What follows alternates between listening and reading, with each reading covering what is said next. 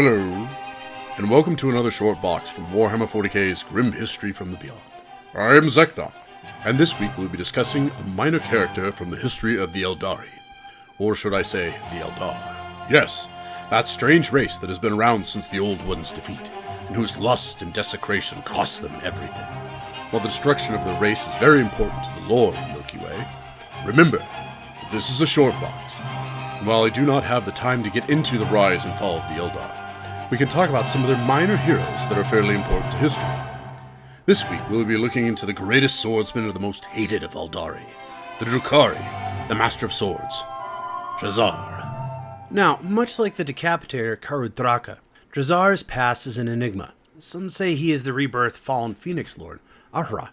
Others say there is nothing within his armor other than dried bones and the angry spirit of some fallen warrior. Personally, I think it's more likely that he is in fact Ahura, or at least a piece of him. And while I could go into the convoluted history of the fallen Phoenix Lord, I will not, at least at this time. What we do know is that one dark day he entered the great shrine of the Incubi, unannounced and unbidden, clad in ancient segmented armor of a senior member of their order. He proceeded to hack his way into the inner sanctum, leaving a trail of dismembered hands and fallen blades on the flagstones. When Drahzar approached the shrine's enthroned hierarch, he saluted him in challenge.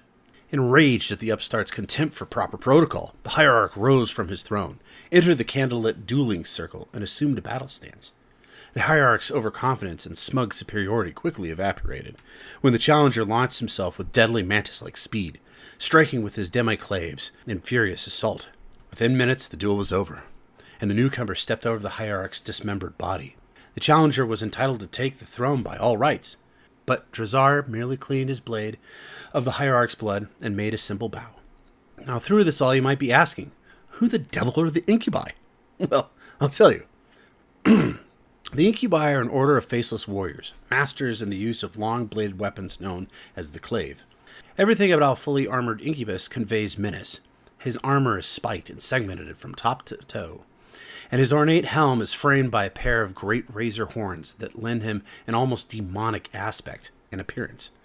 Incubi possess a sinuous and sinister grace, and each of their movements sing with their barely suppressed potential for violence.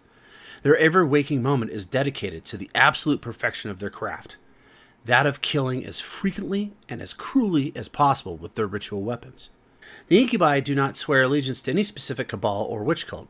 As servants of the Kala Minsha Kane, their loyalty is first and foremost to their war shrine, an aspect in which they are eerily similar to the craft-world Eldari aspect warriors. There are dozens of Incubi shrines dotting throughout the Dark City, from towering pinnacles of black crystal to labyrinthine networks of torch-lit caverns. While the smallest of these shrines may play host to no more than a handful of Incubi, only taking the form of a humble central shrine surrounded by the trophy-hung cells of the Incubi who train there, the larger shrines are rather more spectacular. As you can guess, this mysterious appearance of this upstart gave rise to circumspection. Many wild theories and unanswered questions arose about Drahzar. It was soon confirmed within a matter of solar weeks that none of the Incubi shrines across Comarog had ever heard of Drahzar, or recognized his unique and ancient warrior gear. He has never shown any inclination to take up the position of hierarch or Clarvex, though the Master of Blade's merciless skills and battle arts of the Incubi are unparalleled, and many wonder why he hasn't. Drahzar instead holds an esteemed position within the Incubi order as Executioner, the champion of his order, a position that his higher-ups sigh with relief about, and his underlings dare not try to take. Drahzar is taller and more lithe than other Incubi, able to move lightning quick, striking his foes with his pair of grimly filigreed demiclaves, at any that dare even raise a weapon in his direction. His uncanny abilities to move almost supernaturally fast enables the Master of Blades to dart through even the most chaotic melee to cut his chosen foe down before they are even able to raise a blade or twitch their trigger finger. Those chosen to Drahzar's prey have few options other than to commend themselves to the gods they hold dear, for once they are marked by the Master of Blades, they have only seconds to live. Drahzar has become an integral part of the great shrine of the Incubi since his dramatic appearance, but has famously never spoken. He has never removed his helmet, not even to eat or sleep. Even the name Drahzar is ceremonial, meaning only living sword in the Eldari lexicon. The most that can be expected from Drahzar by way of conversation is an occasional slight nod, or a tilt of the head. And it is only the most senior incubi that are accorded even this scant courtesy.